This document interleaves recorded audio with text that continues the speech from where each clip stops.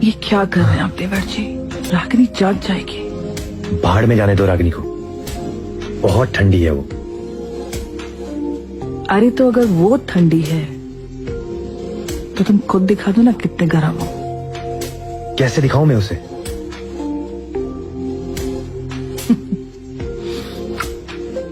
हाँ, अगर मैं ऐसा कुछ कर दूं कि रागिनी खुद तुम्हें लेकर आकर मेरे बिस्तर में डाल दे। क्या? वाह भाभी, क्या ऐसा हो सकता है? हाँ।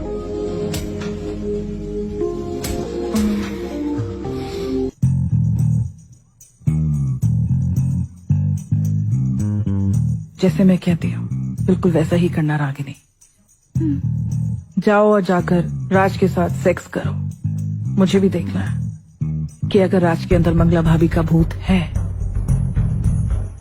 तो वो तुम्हें अपने आप से सेक्स करने से रोकेगा, और अगर वो रोकता है तो तुम्हारी बात में सच्चाई है। जाओ।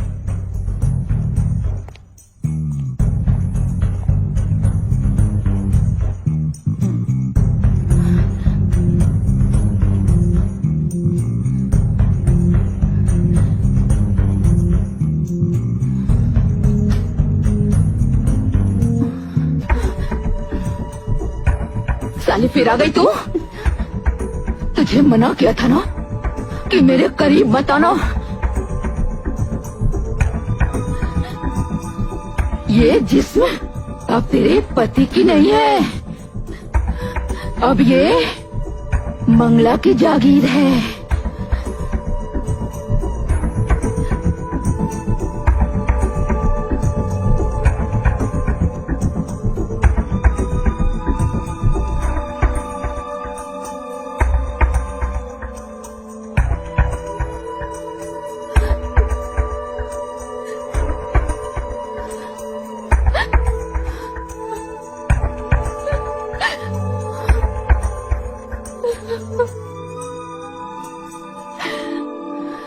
मैं क्या बताऊं कविता भाभी?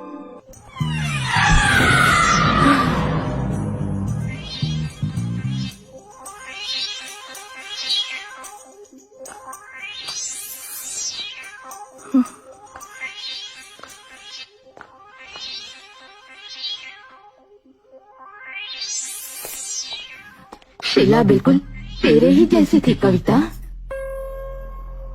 वही नैन नक्श, वही कटीला बदन, वही तीखापन। राज, पागल हो गए हो क्या? ये भाभी है तुम्हारी, और भाभी माँ समान होती हैं। भाभी की माँ की आँख। चल एक सौदा करते हैं, मुझे एक रात के लिए कविता दे दे, फिर मैं तेरे पति राज को हमेशा हमेशा के लिए छोड़ दूंगी। पहले तो मैं तुम्हारे पति पे हावी हुई थी, लेकिन जब से कविता को देखा है ना, पागल हो गई हूँ मैं। ये क्या फिजूल की बातें करी हो मंगला? राज मेरे सामने बच्चे जैसा है। ये नामुमकिन है। मैं शादीशुदा हूँ और ये पाप है। एक पाप और पुण्य वाली। मेरा सौदा तेरे साथ नहीं, राज की पत्नी के साथ हो रहा है, जिसका पति इस वक्त मेरे कब्जे में है। सोच लो रागिनी देवी, राज वापस चाहिए या राज के साथ मंगला का भूत चाहिए तुझे? एक के साथ एक फ्री।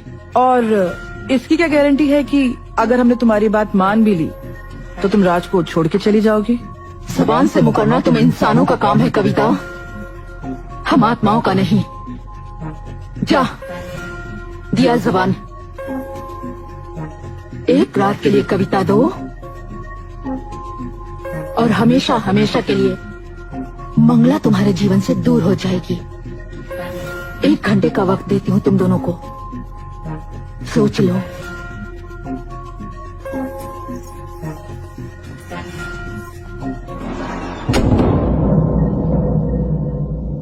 मुझे अभी भी बहुत अजीब सा लग रहा है रागिनी। कविता भाभी आप जाइए, तब तक मैं फार्म हाउस का पहरा देती हूँ, और जैसे ही दीनू काका वापस लौटेंगे ना, मैं कमरे का दरवाजा खटखटाऊंगी। आप पहचान जाइएगा।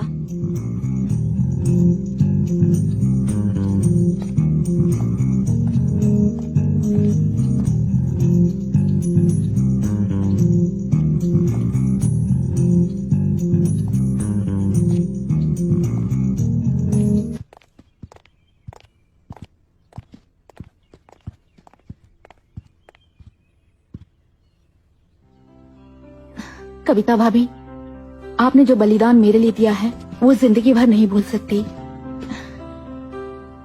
मेरा पूरा जीवन आपके कर्ज के नीचे रहेगा। मेरी आंखों में आपके लिए बहुत प्यार और बहुत इज्जत है। मेरे पास लफ्ज नहीं है कुछ बोलने के लिए।